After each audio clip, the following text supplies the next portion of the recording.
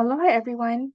On behalf of the state's Department of Business, Economic Development, and Tourism, welcome and thank you for joining us for this Pathways to Recovery webinar covering the topic of economic recovery related to the Maui wildfires. The intention of today's webinar is to provide you with up-to-date information from our partners, including Maui County, the Economic Development Administration, and DBEDT's Research and Economic Analysis Division, and to answer as many of your questions as we can. Please note that the information provided may be current as of today, October 19th, 2023. First, we will go through the questions that have been submitted to us in advance. Due to the volume of questions received, we may run out of time before we've had a chance to address them all during the webinar. We will do our best to get the answers, which will be posted online along with the webinar recording to dbed.hawaii.gov. If you have questions during the webinar, please submit them via the Q&A function within the Zoom platform to ensure that your question is received. And you can do that at any time. And with that, I'd like to introduce our panelists. Joining us today, we have Luana Mahi, Economic Development Director of Maui County's Office of Economic Development, Keoki Noji, Economic Development Representative with the U.S. Department of Commerce's Economic Development Administration, Dr. Eugene Tian, Chief State Economist with DBEDT's Research and Economic Analysis Division, Jennifer Chun, Director of Tourism Research with our Tourism Research Branch, Jeri Sato, Branch Chief with our Labor Research Branch, and last but not least, James Kunane Tokioka, Director of the Department of Business, Economic Development, and Tourism. I will now turn it over to Director Tokioka for some opening remarks. Thank you very much, Lacey, and thank you for the guests that we have on today. When we started these webinars, the most important thing that I felt we could do as a state for the businesses and people struggling on West Maui and Lahaina was to get information out. So these webinars have provided information, and I know that it works because I get the emails, I get the texts of responses from the webinars. So today we are very, very fortunate to have Director Mahi on and Mr. Noji on to answer questions.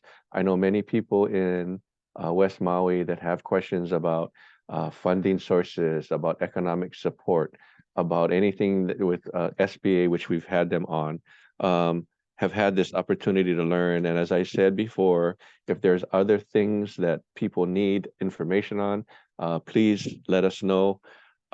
We do collect the questions, and I know Lacey will share later with you the website where the questions that weren't answered on the webinar are, so that you can check and follow up the questions that you did ask previously. So I'll just leave it at that for now because I know we have a great presentation by our READ team. Thank you very much, Jen and Jeri and Dr. Tian for working on that. So I'll turn it over to you right now. Thank you very much for this opportunity to share information with all of you. Aloha.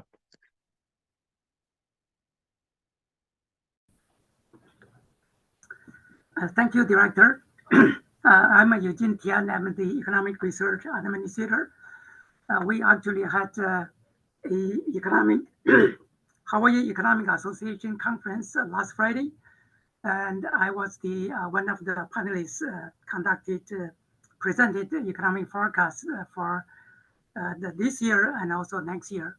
So in the forecast, I would just like to make a summary. Because of the Maui wildfire, and our projection is that the recovery for our economy will not be, the economy will not be recovered until 2026 in terms of visitor arrivals, in terms of job count. And today we have two supervisors specialized in labor research and also in tourism, the two very important market to monitor what is happening in our economy. So I would leave the presentation to the two of them. So I think Jen and Jeri, you can start your presentation.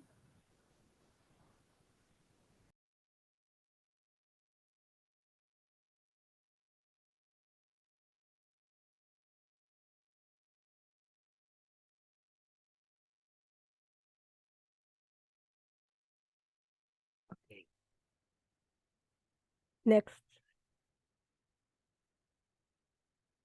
Okay, So many people have been looking at the weekly initial claims to gauge the impact of the wildfires on employment. So I just wanted to go over a little bit about the difference in the claims. So initial claims are the people filing for unemployment benefits, while continued claims are the people receiving unemployment benefits. Next. So initial claims may include people that do not qualify for unemployment benefits, such as the self-employed, transient workers, or people who have not worked in Hawaii for the past 12 months may be cannot claim benefits in Hawaii, but may be able to claim in another state. And also people that were not working or can't provide documentation that they worked. Next. Okay, so these are the initial claims that most people are looking at. And as expected, initially, when the fires first happened, the claims are high and they've been declining. Next. Okay, continued claims, also known as weeks claims. So Maui County residents affected by the fires have been waived so that they do not need to search for work. However, they must stay in Maui County for that waiver. If you move, for example, to Hilo, then you must register and search for work. Also, your claim will now be counted in Hawaii County instead of Maui County. Next. So this is the weeks claimed.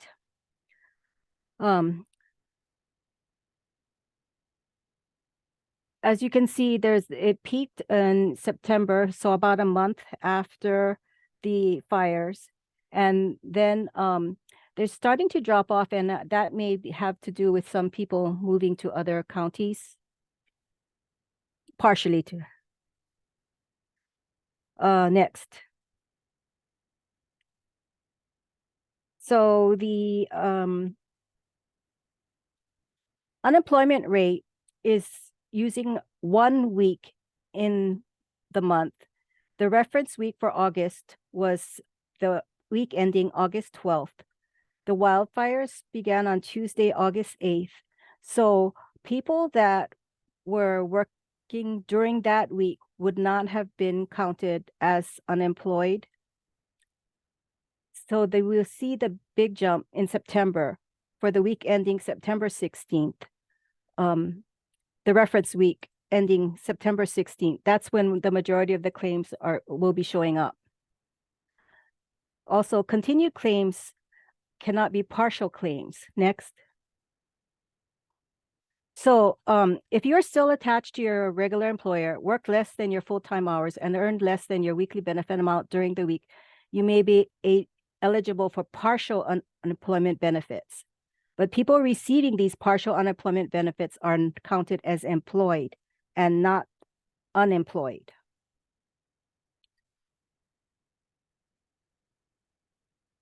The unemployment rate, this is the current latest data as released today for September 2023.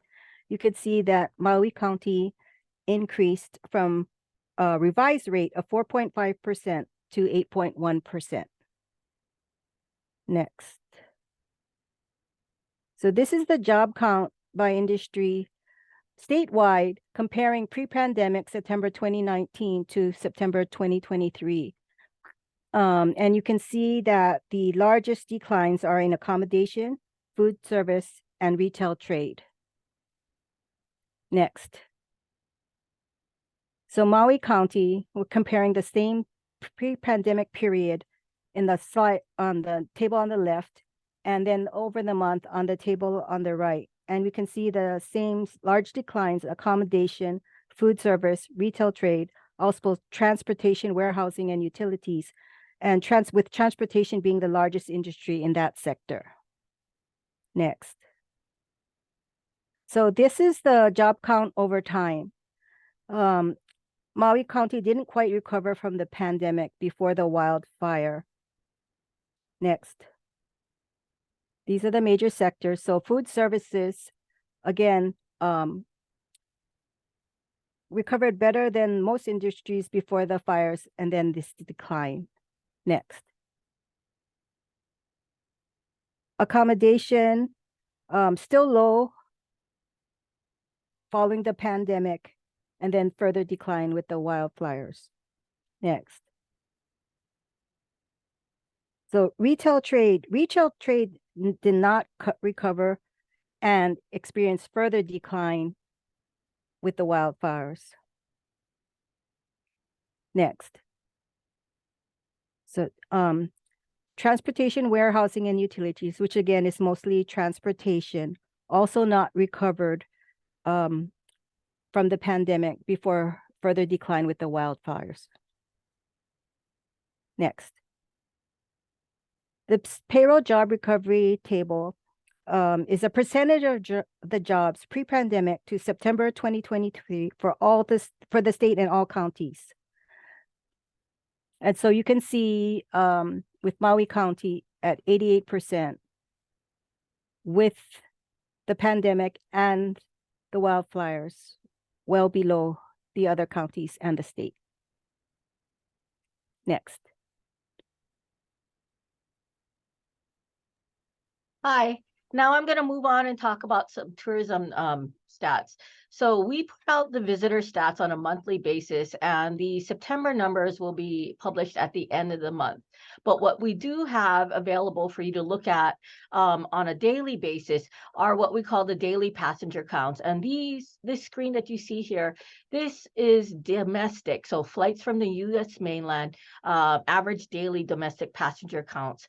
So the light blue line is 2019, the green line is 2022, and that red line there is 2023. So if you take a look at this, you can see the trend at the numbers on the bottom are the weeks of the year. So we're like at week 42 right now because we're, in the middle of October. But you can see at the beginning of the year, we had pretty strong domestic passenger counts. And then in the spring, it was a little bit softer. And then week about 32 is when we had the Maui wildfires. So if you take a look at this next slide, please. This is the Maui average daily passenger count. And you can see that similar to statewide, it was kind of following that trend where in the beginning of the year was strong, but it was already soft coming spring and summer.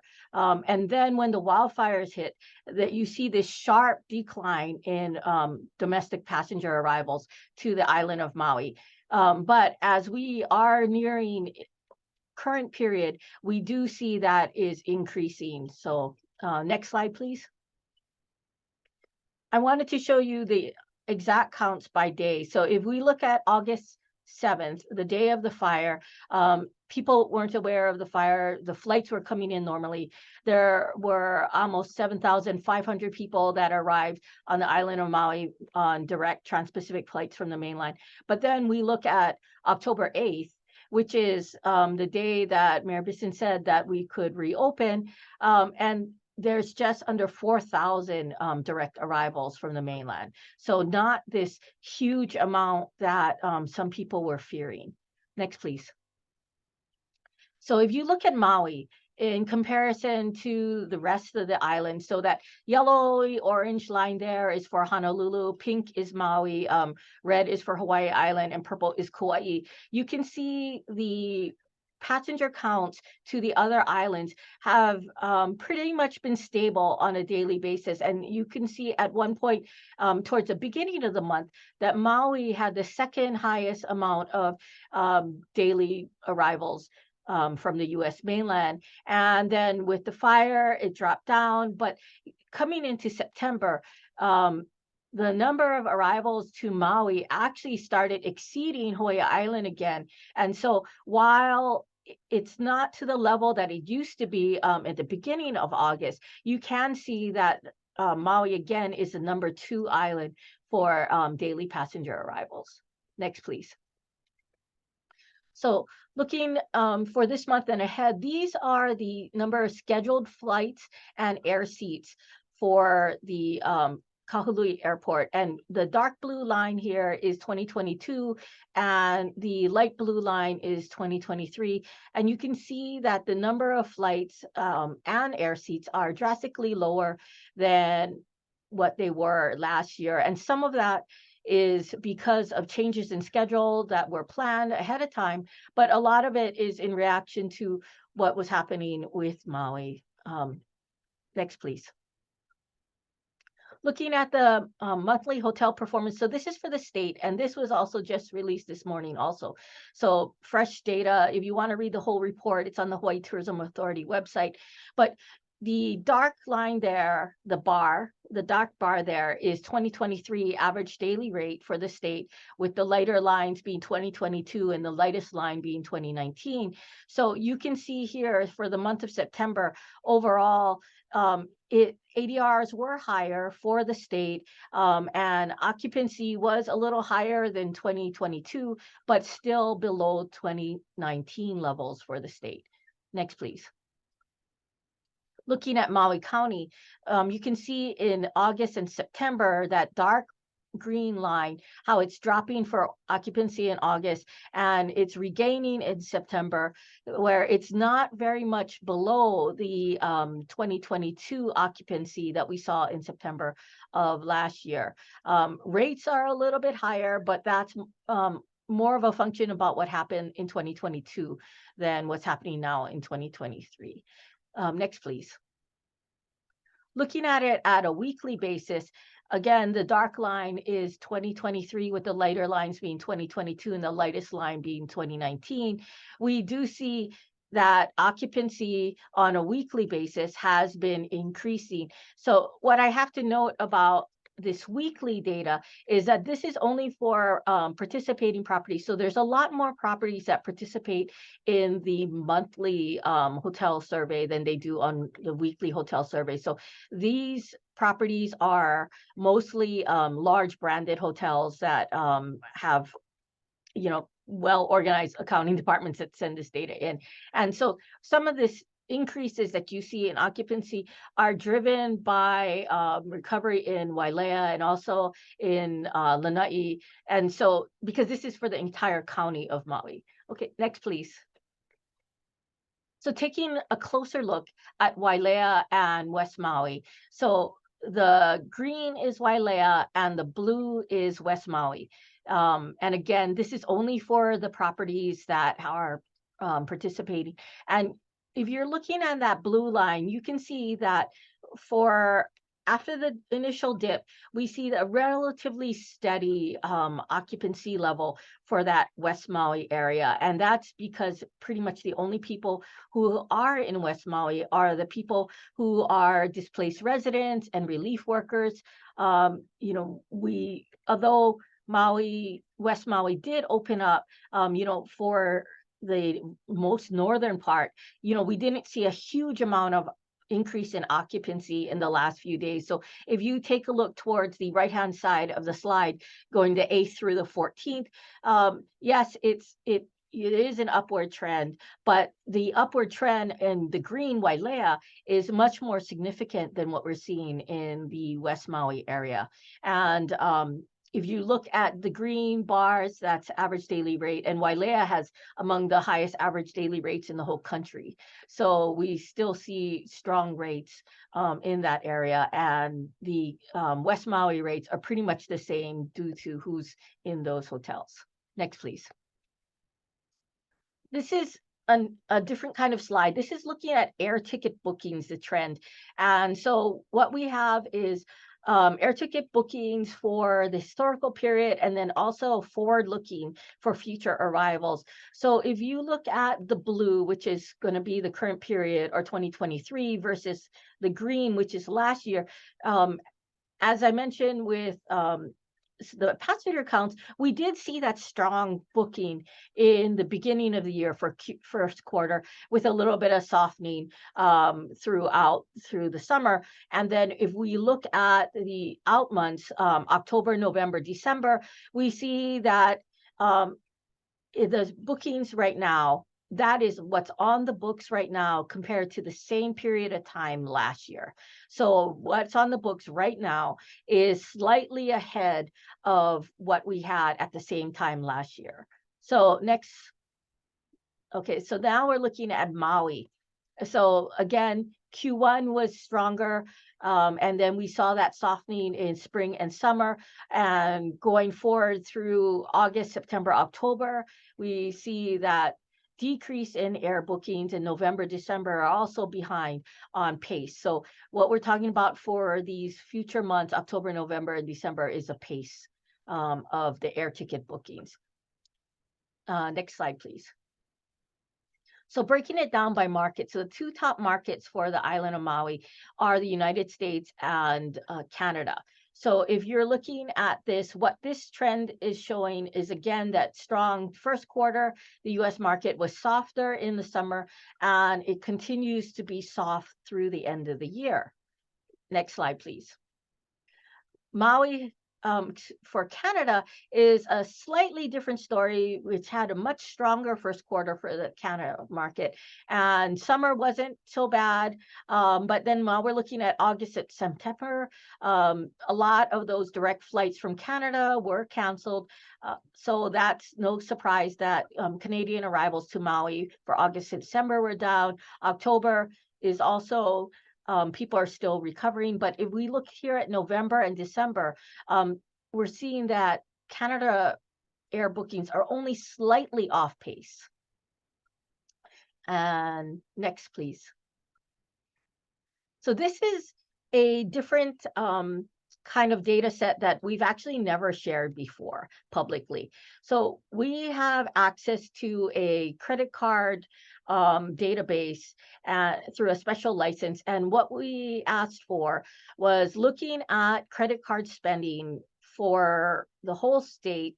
And this does not include accommodations and transportation. So no inter-island travel, no rental car, no Uber, no hotels, timeshare, anything like that. And so what is significant about what this is, if you look at that first column, July 30th to August 5th, this is what the distribution was. Majority of the spending that happens in the state happens in Honolulu County. And then the next highest spending happened on Maui Island. So we were able to split Maui Island up between Molokai and Lanai. So you can see that for Molokai and Lanai, there's not a huge amount of spending, and it's been a consistent, not huge amount of spending, because it doesn't include accommodations. And if we include accommodations, we all know that Lanai hotels are very expensive. So we're not including that. So this is more apples to apples. But what I wanted to illustrate is that when you start from before the fire to where we are in the end of September, we see that percentage of spending for credit cards throughout the state for Maui has been decreasing. When we got to a low of the end of August at 8.5%, but it's slowly climbing back for the island of Maui. Next, please. Now, this is the distribution of spending, credit card spending by zip code. And again, doesn't include accommodations, and it doesn't include transportation. So when we look at the week before the fire, and this is a similar trend for the weeks prior, is that we see that the majority of the spending for credit cards was in the 96761 region, which is the West Maui zip code. And then we see the next one regions for Kahului Wailuku and then Wailea Kihei. But as we move out through August, we see that spending in the Lahaina, West Maui area, dropping down to the beginning of September at only 6.8% of all credit card spending. But as we move to the end of September, we do see that increasing. So when when it dropped to that 6.8%, we do see that there was a large increase in that Kahului Wailuku zip code, and then also in the Wailea and Kihei zip code. So it's a little bit of different data. It might take a little bit of time to absorb. So we will provide that to you later. So I think that's it for me. I think that's his last slide. Thank you. All right. Thank you so much to our READ team for providing that presentation. And as we mentioned, we'll have that available for everyone posted to our website after this. We've received a handful of questions so far, so feel free to keep sending those in. But before we get to the Q&A, I'd like to turn things over to Luana Mahi to see if she has any updates that she'd like to share. Thank you. Hi, aloha everyone. Thank you for having me. For the Maui County, we're grateful and thankful for all the support that we have gotten from Jimmy Tokioka and his team and the governor, lieutenant governor's office. Everybody has been really great. For our office specifically, we will be going back to our county council to ask for their support in the monies that was given to us by the state so that we can pass that on to businesses that were directly and indirectly impacted by the wildfires. And hopefully, if you'd like to join us, you can all testify. Starts at 9 a.m. tomorrow morning. You can join it by Blue Jeans as well. So we're hoping that we can get that passed and move forward in getting everyone some much needed help. We also have been working on economic diversification. It's been a really big issue for us, especially during COVID, seeing the lack of visitors. So beefing up some other areas for our residents to work in. We have a couple of grant applications that will be turning into Keoki, who's also a panelist here today, and some other opportunities that we're working on with our workforce development group that works out of our office here as well. And but again, we're just really thankful for everyone's support and love the information that you all shared in the data that you provide, because that's also very helpful for us to see and what we can do to change and help our different sectors. Great. Thank you so much, Luana. Now I'll turn things over to Keoki Noji. Aloha, everybody. Mahalo for having me as well. Just wanted to give a quick introduction. I am the Economic Development Administration's Economic Development Representative for the Pacific region. The Economic Development Administration, or the EDA, provides grants to nonprofit organizations as well as municipalities. As the EDA rep, I'm the pre-award person, so please feel free to reach out to me anytime if you have questions on any of EDA's programs. If you have a project that you think that might be a good fit, I'm happy to get more information for you, answer questions, whatever it might be.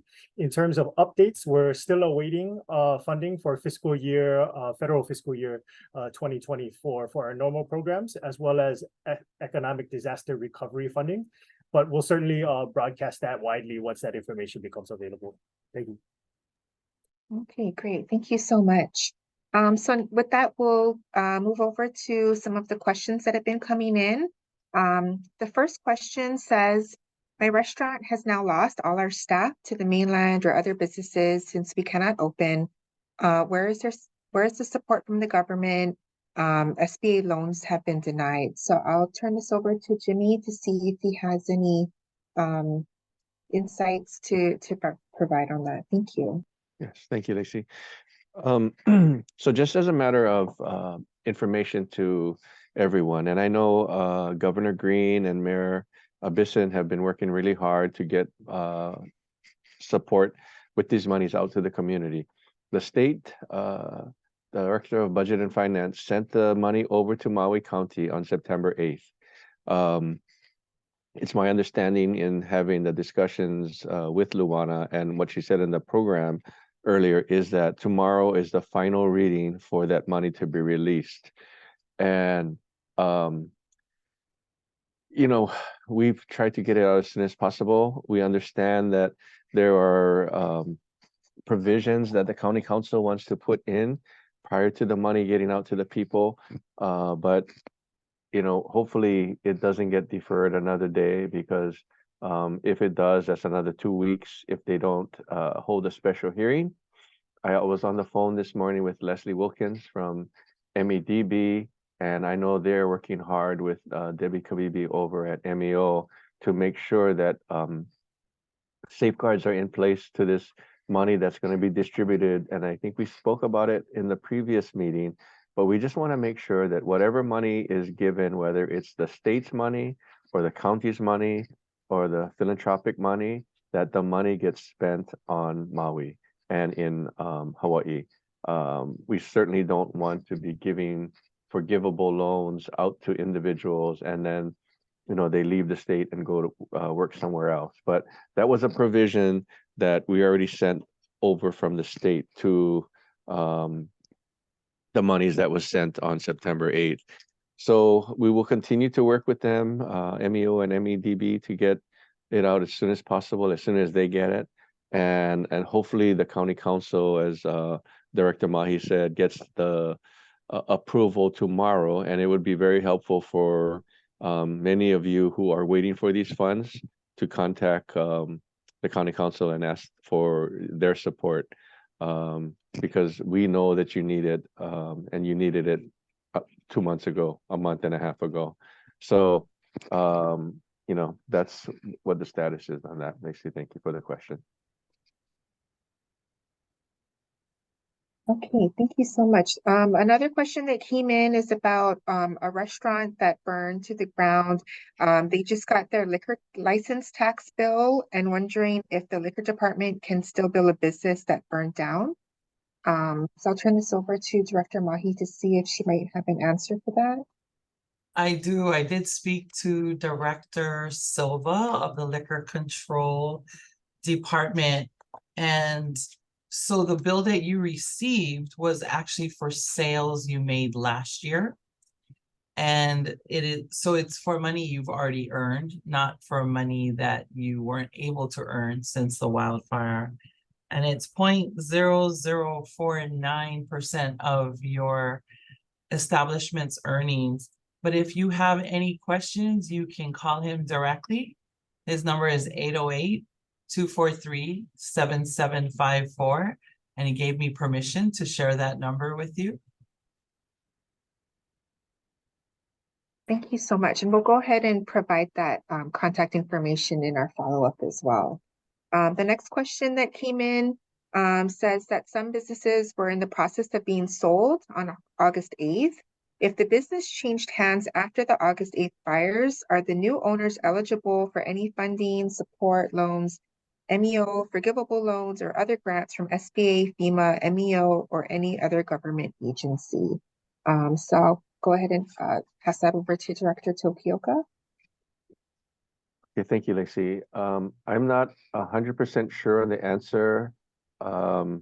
Every situation is going to be different. I'm not sure if Keoki on the SBA side or the EDA side has any thoughts about that, but I think if you weren't the operator or the owner on the day of the sale, then I don't know how it's going to transfer over. Keoki, do you have any update on that? No, I would agree with you that if on the day if it was transferred, yeah, that would be difficult. Okay, we can check with SBA, but I'm thinking the answer is going to be no. So that's very, very unfortunate, and the timing is terrible. But I know we have the person who sent the question in. I'll follow up with SBA and get their read on it as well. Okay, thank you.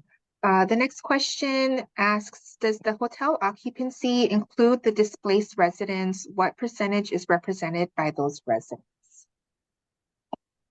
So the answer is yes, they are included in the occupancy because it's not a free room. They are being paid for either by Red Cross or by FEMA or someone. So that is included. As far as the actual percentage, I don't have that off the top of my head, but in West Maui, a lot of the occupancy, because we're looking at August, September, the beginning of October, and at that point, the West Maui hotels were not open for tourism, right, until the last few days. So it would be the majority. So I don't have an exact percentage, and I'm not 100% sure that for the Wailea area, I can actually calculate that. Sorry. I wanted to make a quick comment about that. I wanted to point out that at no time was any of the hotels told that they are closed for business. That may have been said by people outside of the government, but we wanted to make sure that people knew we never told anybody, the mayor didn't say, neither did the governor, that West Maui was closed. People chose to stay away out of being sensitive to what was going on. So yes, our numbers do reflect that it looks like but there was still people there. There were still numbers prior to American Red Cross's program or other federal agencies taking up some of the hotel rooms. Yeah, and I just wanted to clarify something too. And I know that when Jen did her presentation, it was the governor who said that the proclamation on October 8th. But also what the proclamation said is that the visitors are hotels are strongly encouraged not to take in travelers. It didn't say you cannot go. So that's a follow-up to Luana's comment. Okay, thank you so much. The next question says, what has been the decrease in TAT and GET revenues? What is the forecast for Q4 2023 and for 2024? Okay, Dr. Tian, Dr. Tian mentioned the forecast, but I can say that the TAT and the GET is being collected in the room rate that is being charged as we speak. Yes, let me add it that we have some data from the tax department. It did show that in August, our DET, general excise tax, decreased by 8.7% statewide. It's mainly because of Maui. Then in September, the GE tax actually increased by 2.3%. So the data released last week for the inflation for Honolulu, not for Maui. We don't have inflation for Maui. For Honolulu, it's about 2.2%. So you can see that partly is because of inflation, but if we deduct inflation, there will be still some increase. But the TAT statewide for September was a decrease by about 11%, 11.3% in September. And also there was a decrease in August. Dr. Tian, to clarify that September collection would be for the month of August, because the collections are always a month behind. So when we saw that decrease statewide in August, that is reflected in the September collections. Yeah, thank you. Okay, thank you so much. The next question asks, what grant support is available for Maui visitor-related businesses that have been affected by the downturn in tourism? Yeah, I think we answered that as far as the forgivable loan program, the 12.5 million. I don't have any information on the philanthropy or nonprofit organizations on how they're distributing that money. But I know that MEO and MEDB does, and I'm not sure, Luana, if you have any insight as to when those monies and how those monies are going to be distributed, the nonprofit monies.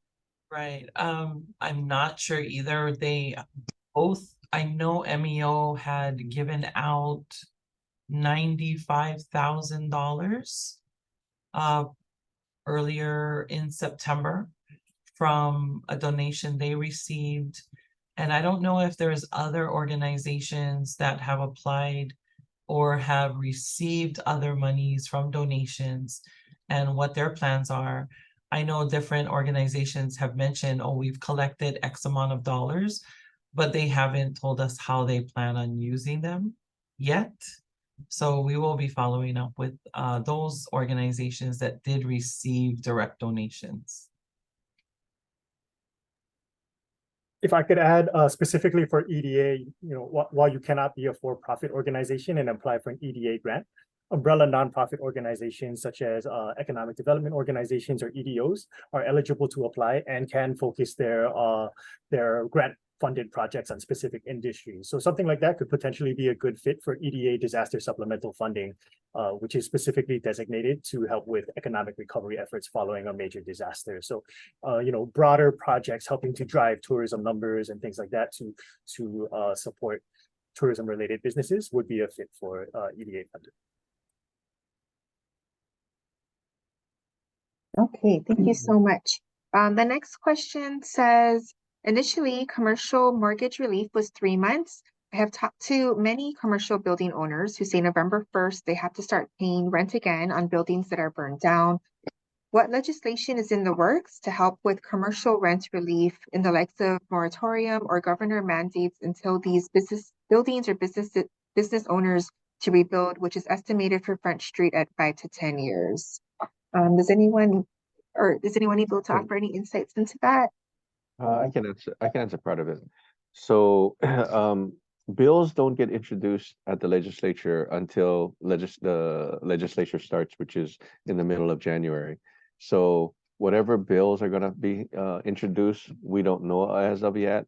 But I'm almost 100% certain that some of the legislators, especially the Maui legislators, are going to be working on that, but we can't answer, what type of bill is going to be introduced and what the bill will contain. But I'm certain that bills will be introduced to address that. Okay, and the next question asks, are rooms rented to FEMA or the Red Cross responsible to pay TAT? Yes. The next question is, how many rooms on Maui are occupied by FEMA, SBA, and Red Cross employees and volunteers? Do we have those figures? I'm sorry, Lisa, can you repeat the question again? Sure. The question asks, how many rooms on Maui are occupied by FEMA, SBA, or Red Cross employees or volunteers? I don't know the total number, but we can put it back up on the response page. And I want you to show, if possible, Lacey, the page that we've created for the answering of the questions after the webinar is over, so that people know that those answers, those questions are being answered. Sure, we can definitely show everyone the site and make sure that everyone has the URL. The next question might be for Luana. It asks, what is the specific item number on the County Council meeting tomorrow that addresses the state disaster relief grant monies? It is Bill 93. Okay, awesome. Thank you. The next question says, it seems that stable housing and schooling solutions for our workforce is the foundation for economic recovery. What is the state doing as far as immediate financial investment for infrastructure needs for affordable housing projects like Pulelehua, located at Kapalua Airport, safe outside the hot zone, who has already begun construction and has offered to change project to 100 affordable and expedite construction of over 1,000 units. Who can I contact to get state support for this?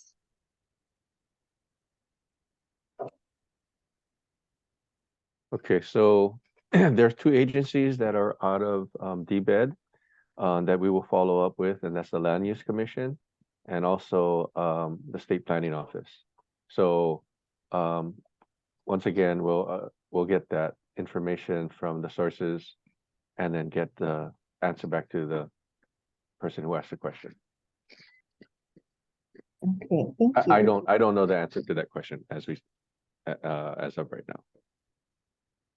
Okay, the next question is about the grants, asking how will the grants be given out? Will it be first come, first serve, or prioritize certain groups. Most self-employed all over the island are sinking.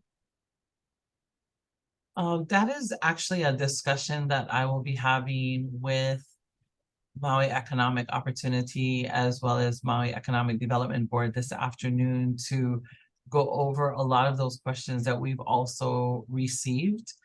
We haven't, it's not going to be first come, first serve.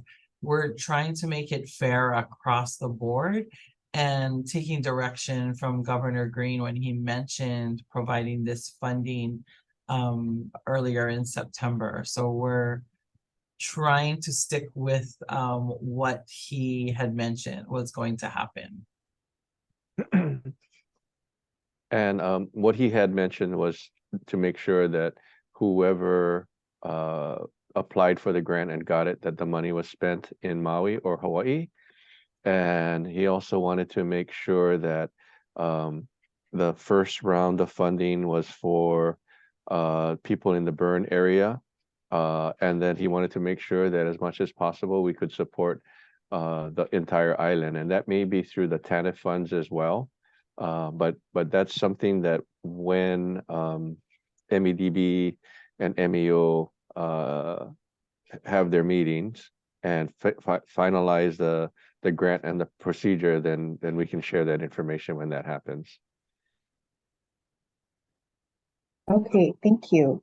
The next question asks if there are any updates on when the mayor will be providing hard dates for the next 2 phases of his reopening plan for West Maui. It's difficult to try and run a business when you don't have an idea of when you can open.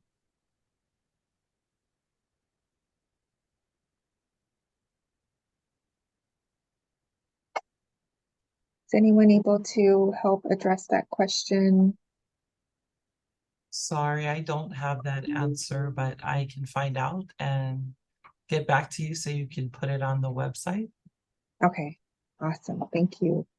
The next question asks, can we protect Native Hawaiian artists and crafters by making sure all are made by Native Hawaiians receive a seal that states it is made by a Native Hawaiian?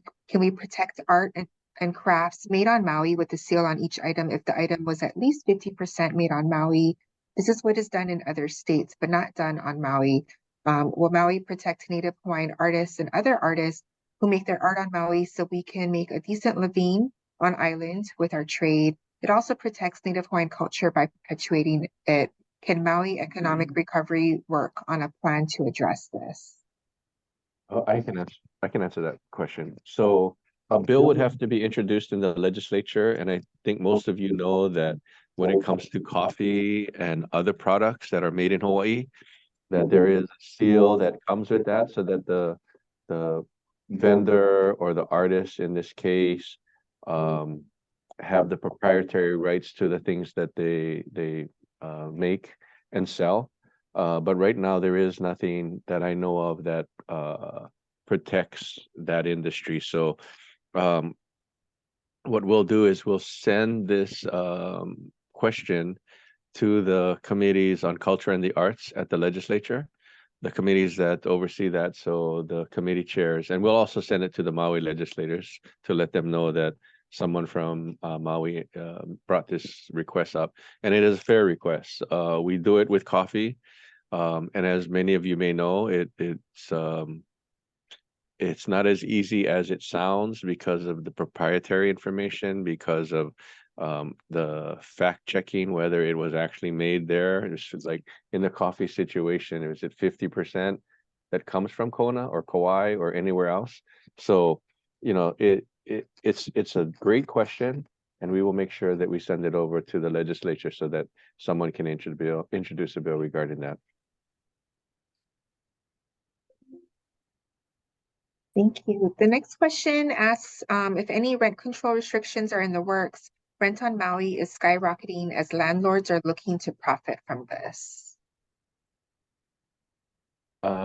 That's not in the economic space, but I will speak with the housing, the person who's responsible for housing on Maui now, who is Luke Evsland, and he's working with the county.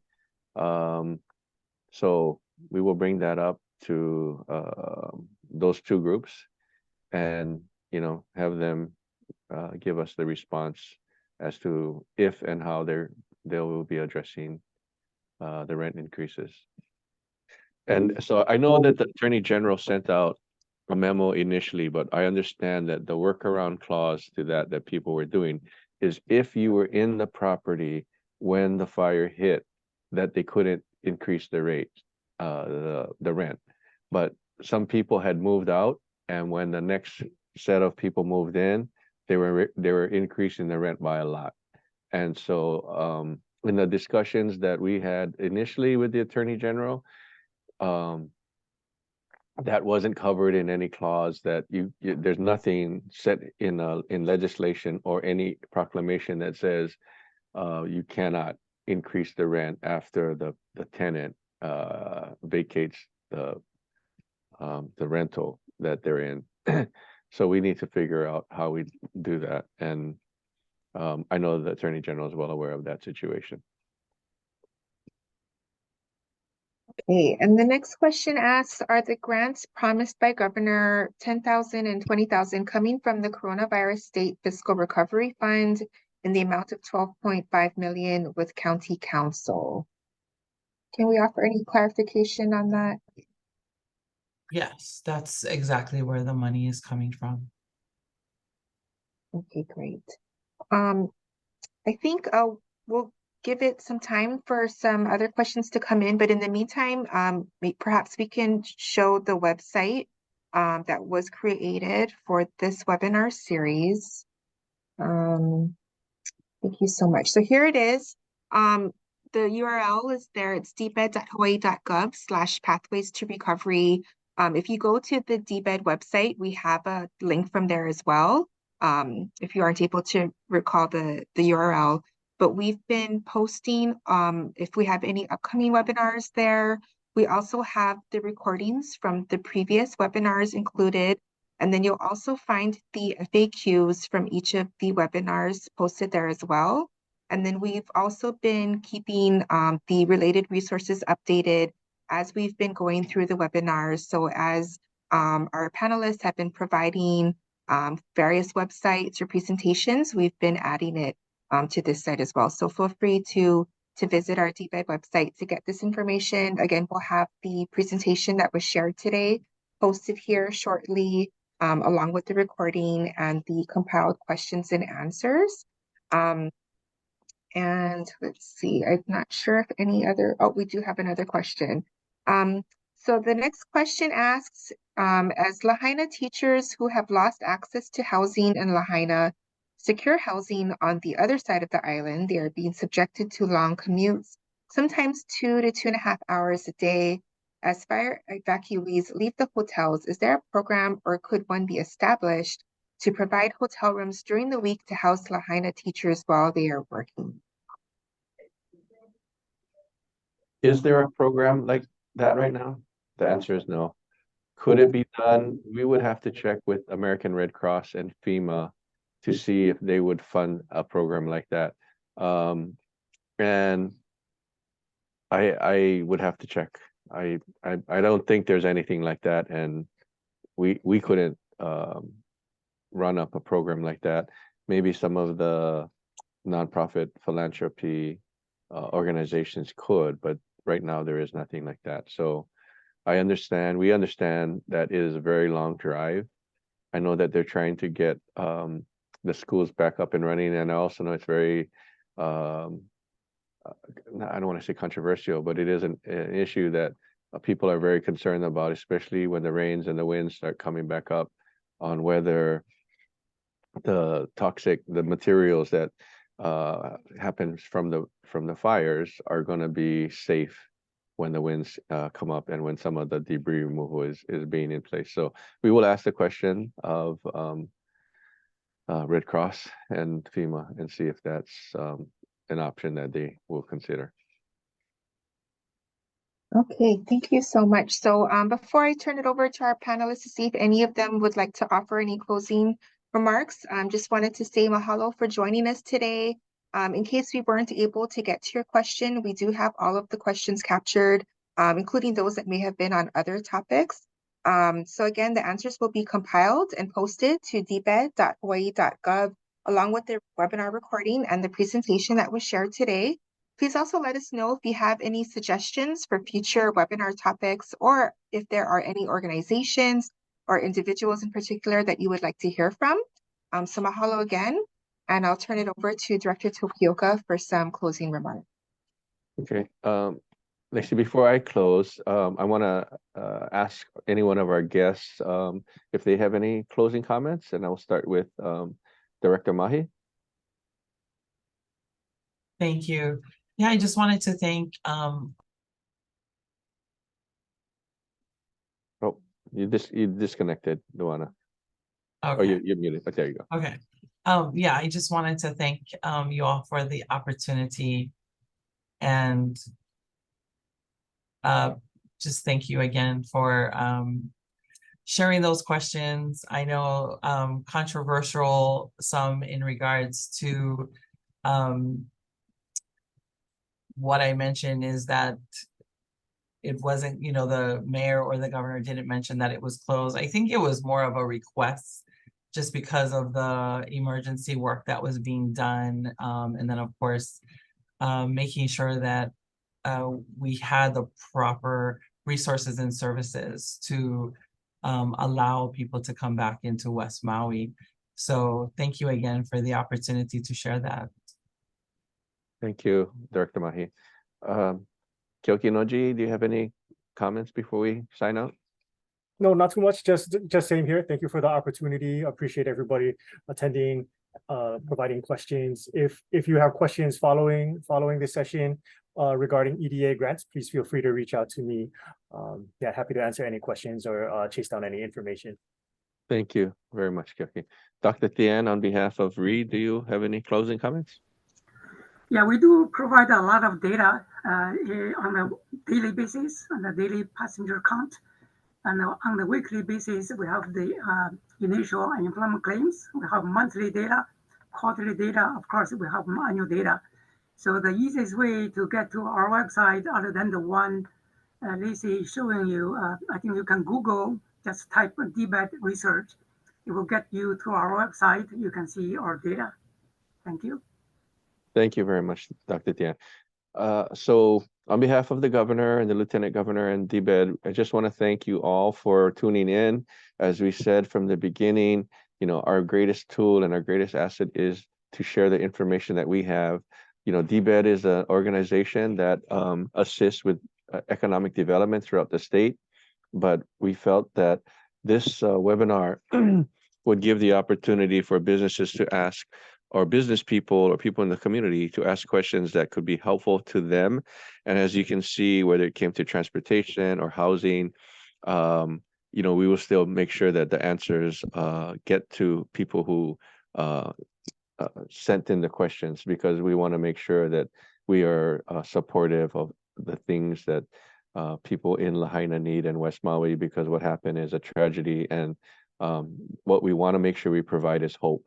We want to make sure we provide hope and, you know, a clear understanding of the information that you folks need. So thank you very much for this opportunity. Thank you again to the panelists, and aloha. God bless you all.